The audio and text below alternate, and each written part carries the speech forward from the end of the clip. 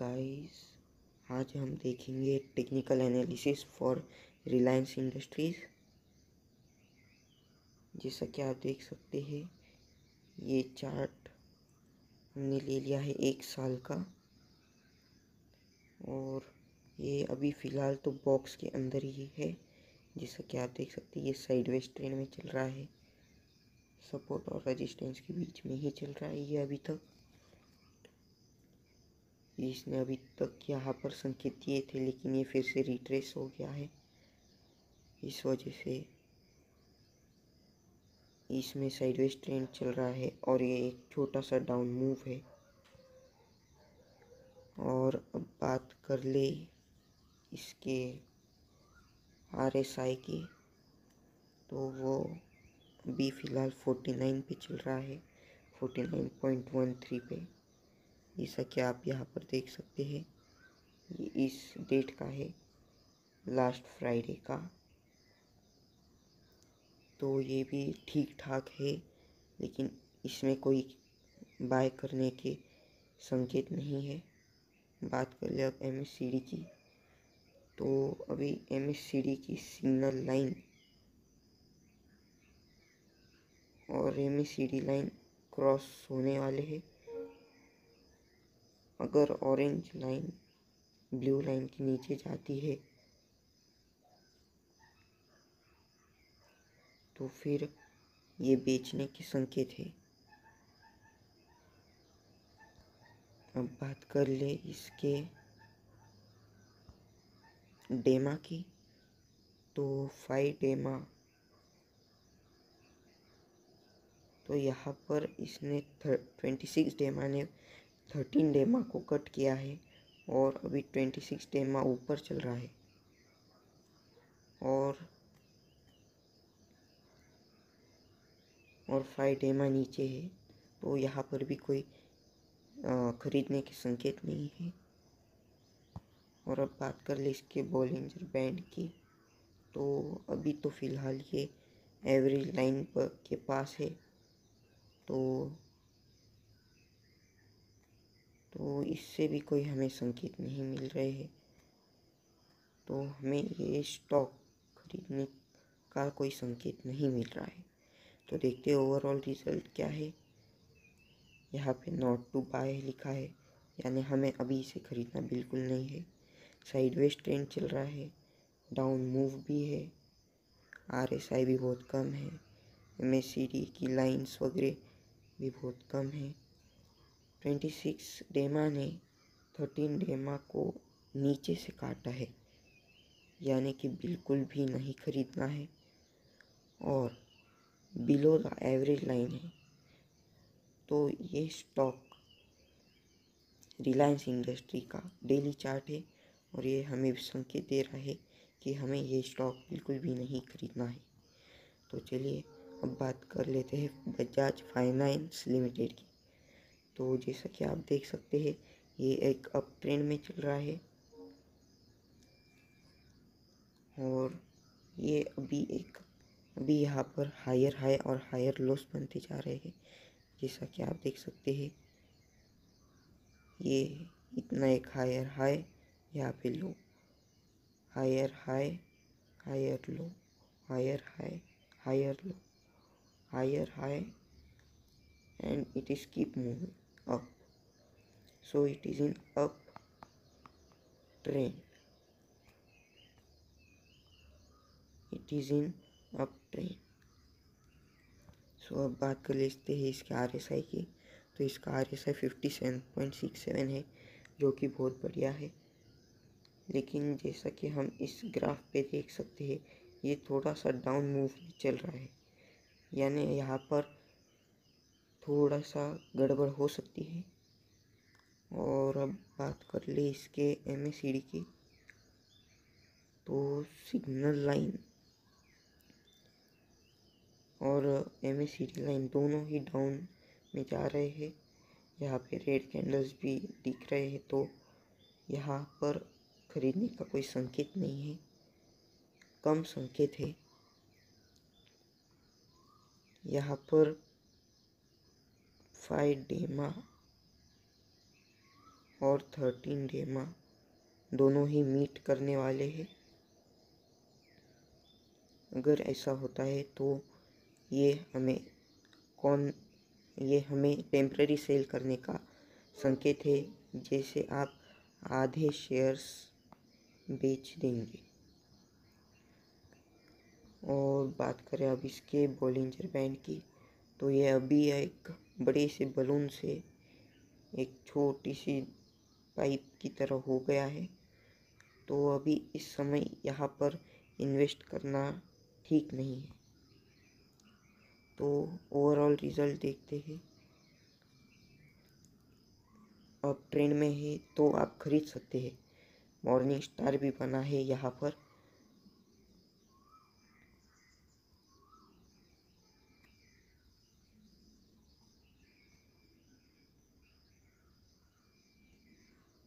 ये यहाँ पर एक मॉर्निंग स्टार बना है, जिससे हमें एक अच्छा संकेत मिलता है। इस वजह से अब हम इससे मान सकते हैं कि ये एक गुड बाय सिग्नल है। RSI भी अच्छा है, MACD भी क्रॉस हो सकता है, तो ये भी एक ठीक होगा। और सभी डेमा मर्ज हो रहे हैं, तो फिर उसके बाद में हम बता सकते हैं कि उसे खरीदना है या ना खरीदना है। और ये एवरेज लाइन के पास है, तो ये ओवरऑल गुड सिग्नल है। तो अब बात कर लेते हैं और एक स्टॉक्स की, ब्रिटानिया इंडस्ट्रीज़। यहाँ पर जैसा कि आप देख सकते हैं, ये एक साइडवेज ट्रेंड में चल रहा है। यहाँ पर उसने रेजिस्टेंस बना रखा और यहाँ पर इसने सपोर्ट, और ये इसी के बीच में चल रहा है। और अभी इसने एक डाउन मूव दिखाया है यहाँ पर, जिससे कि अगर ये यहाँ से अगर बाउंस होगा तो ये यहाँ तक जाएगा, यहाँ तक रेजिस्टेंस तक जा सकता है, यानी कि पूरे 400 रुपये का प्रॉफिट हो सकता है आपको अगर ये यहाँ से बाउंस बैक होता है तो। और बात कर ले इसके RSI की, तो ये बड़ा ही लो है, ये 31.38 है, यानी कि यहाँ पर सेल की सिग्नल है। और अब बात कर ले इसके MACD की, तो ये भी बड़ा ही कम है और सिग्नल लाइन बहुत ही नीचे है, MACD लाइन ऊपर है, तो यहाँ पर खरीदने का कोई संकेत नहीं है। और अब बात कर ले इसके डेमा की, तो 5 डेमा नीचे है। यहाँ पर 5 डेमा ने पहले 13 डेमा को काटा, फिर 26 डेमा को काटा, और अब ये नीचे की तरफ मूव हो रहा है। अगर इसने यहाँ पर सपोर्ट बना लिया तो ये यहाँ से बाउंस बैक हो सकता है। यहाँ से अगर इसने बाउंस बैक कर लिया तो आप मोटा मुनाफा कमा सकते हैं।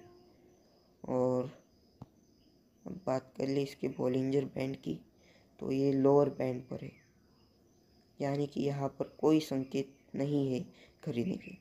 तो ओवरऑल रिजल्ट में ये एक सेल सिग्नल है, साइडवेज ट्रेंड में चल रहा है और उसी में ही डाउन मूव है। RSI बड़ा ही कम है, तो पूरा सेल सिग्नल है, तो खरीदना बिल्कुल नहीं है। बड़ा ही ख़राब रिज़ल्ट है। MACD का सेल साइन है। 26 डेमा ने 13 डेमा और 5 डेमा को कुछ दिनों पहले ही काटा था, और बॉलिंजर बैंड पे ये लोअर बैंड पे है, इसलिए ये स्टॉक्स आपको महंगा पड़ सकता है, तो इसे बिल्कुल भी ना खरीदें। अगर ये यहाँ पर पहुँच जाता है तो आप कुछ क्वांटिटी में खरीद सकते हैं। अब बात कर लेते हैं सिप्ला लिमिटेड की। तो सिप्ला लिमिटेड, ये स्टॉक्स कंटिन्यूसली अप ट्रेंड में है और ये अभी भी अप मूव में ही है, यानी यहाँ पर आप खरीद सकते हैं। ये अच्छे संकेत दे रहा है ये स्टॉक। और RSI 58.84 है, जो कि बहुत अच्छा है। और यहाँ पर ये अप मूव में भी है। और अब बात कर लेते हैं इसके MACD लाइन की। तो सिग्नल लाइन और MACD लाइन दोनों ही क्रॉस होने वाले हैं, जिससे कि हमें एक अच्छा संकेत मिल रहा है बाय करने का।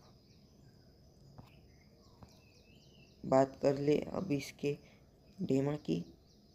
तो 5 डेमा ने 13 डेमा को कट करके अपने को आगे रखा है और वो ऊपर बढ़ते जा रहे हैं। 26 डेमा नीचे है और 13 डेमा भी नीचे है, 5 डेमा ऊपर है। तो ये भी एक बढ़िया संकेत है। और इसकी रैली अभी चालू हुई है, यहाँ पे आप देख सकते हैं। तो फिर आप इसे जल्द से जल्द खरीद लीजिए। जैसा कि यहाँ पर बॉलिंजर बैंड में दिखा रहा है, ये स्टॉक्स अपर बैंड की तरफ जा रहा है। तो अगर ये अपर बैंड से ऊपर की तरफ कैंडल्स बनाता है तो ये आपके लिए फ़ायदेमंद होगा। और ये stocks already in up move, so you are in profit. So there is a good buy signal. आपके पास पैसा ही पैसा। Up trend good sign. RSI is 58.84, which is very good. MACD line about to cross. Signal line is about to cross MACD line. 5 DEMA cuts 13 DEMA from below, so buy sign and at upper band. So overall, Cipla Limited is a good stock to buy. So you can buy this. Now we will talk about Tata Motors. Tata Motors अभी sideways trend में चल रहा है, जैसे कि मैंने यहाँ पर कुछ सपोर्ट और रेजिस्टेंस बनाया है। ये बराबर इस बॉक्स के अंदर ही है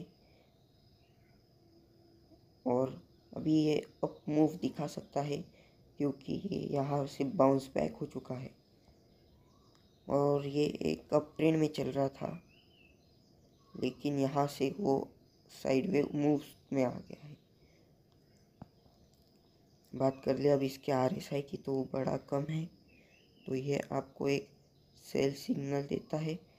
तो इसे अभी आप मत खरीदिए। और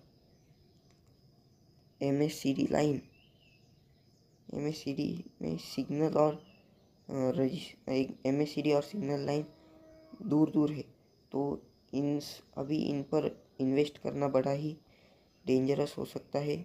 आप लॉस बुक कर सकते हैं। टाटा मोटर्स के डेमा में 26 डेमा ऊपर है, जो कि अच्छा संकेत नहीं है। और ये 13 डेमा नीचे है और 5 डेमा उसके भी नीचे है।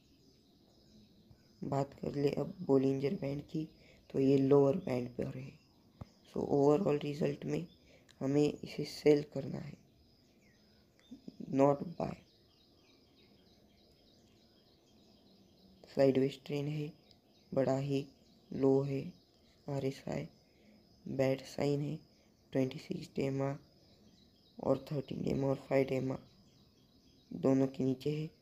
मूविंग टूवर्ड्स एवरेज लाइन पर इसका भरोसा नहीं कर सकते, इसलिए सेल साइन।